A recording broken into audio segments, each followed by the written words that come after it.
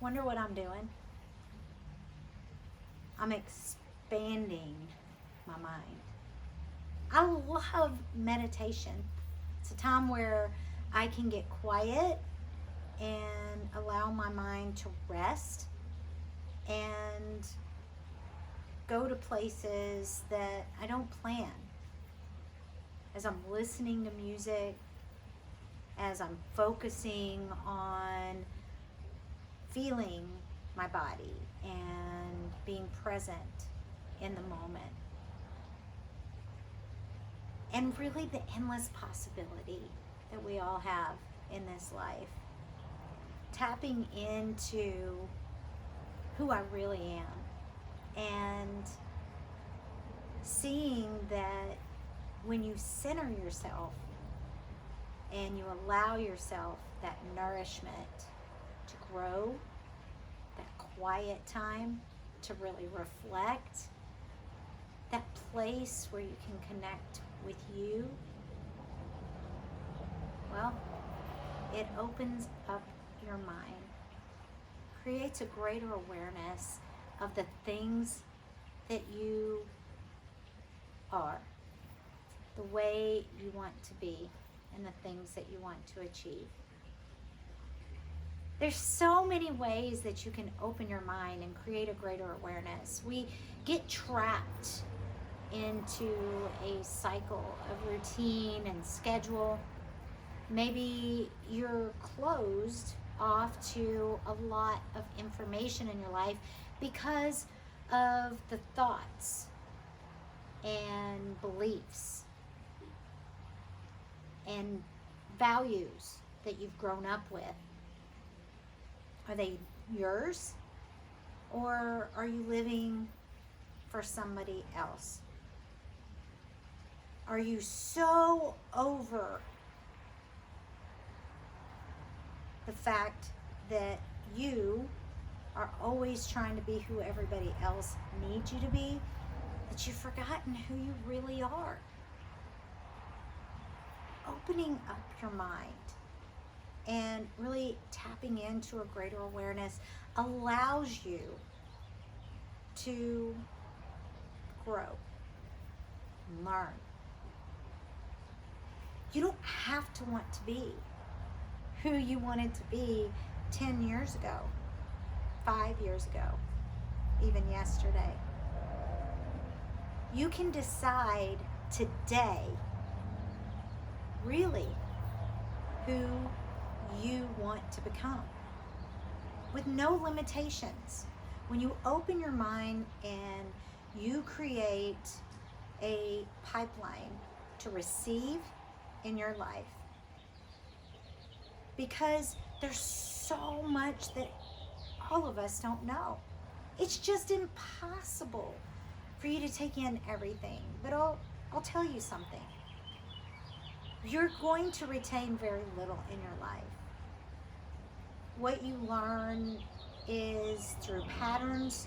What you learned a lot in a very short period of time in your life. Between the ages of 7 and 9, you were programmed to expect certain things or be fearful of other things or not ask too much about another thing or for a certain thing.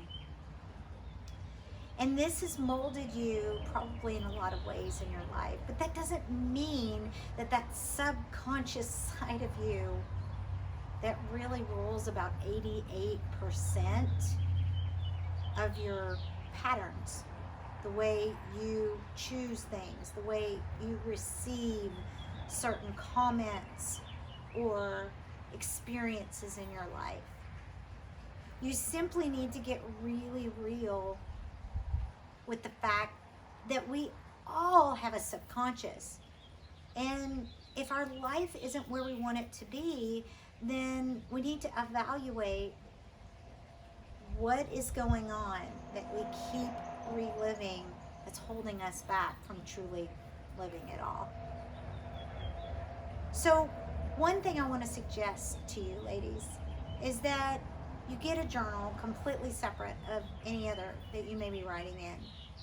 This isn't a huge assignment or task or challenge, but it's a very rewarding one. In that journal, that brand new journal, even a notebook, you can write down thoughts during a day. Make it a point every day to write down a thought. Maybe that thought is, I'm feeling sad right now, and what I want is more happiness in my life. Maybe your thought is, I couldn't be happier. My heart is so full. However you make your journal entries, make them short and sweet. What I want you to focus on is, after you make that entry, what was happening right before you made that entry? And how do you feel now that you've experienced it and put your emotions into that journal? If you're feeling sad, you need to make note of what triggered you. Maybe you don't even realize the things that tend to hold you back, tend to make you feel defeated or lonely or not loved. On the backside, when you write how you're feeling now, you're going to also start seeing a pattern, because what you're going to do is start finding those places that maybe you need to work on a little bit more, or research a little bit more, or find some kind of solutions to. When I'm talking about opening your mind and creating in your life a receptacle to more awareness of what is around you, I want you to recognize that no matter where you are in your life, things can change. And that word alone may make some of you brace yourself. I've talked about this many times. Change is good. You're going to grow and learn no matter what. Change is what you have to go through to reach a higher state of being. A better, bigger life. A healthier, more fit body. Whatever it may be that you're trying to achieve. Change is part of it. It's a part of life, and change is inevitable. It's something that's going to happen no matter what. So try embracing it in a way that change creates answers and solutions in your life to give you a bigger, broader perspective. Ladies, it's time for you to give yourself a little love, or a lot of love. And be true. I grew up in Texas, and I grew up in a very strict mindset in regards to a lot of beliefs. Traditions were rich, and family was everything. So there was a lot of influence on me from my family and what they wanted to see me achieve and what they expected from me. Also, my belief system was limited because I was brought up to think of things a certain way and omit everything outside of it as really not the right way. And outside of that, our traditions were ingrained in my head. You have to be at every birthday, you have to be at every anniversary, or you're a bad guy. And food was around every celebration in life. So magazines told me one thing, but my family encouraged another. There were patterns and programs in my life that made me who I am today, that are a big part of the decisions that I make. I'm never going to get rid of all of the things that maybe trigger me to self-sabotage, but I can limit them because I'm tapping in now to the things that truly can help me excel in my life. So Many of you know that I've been through a healing journey. And I'm going to give you a couple of examples that have helped me as I went into a state almost 2 years ago of despair. My body was going through a lot. I was given the advice that I should have surgery. Now, I'm not advising anybody. You need to make your own decisions and you need to be informed.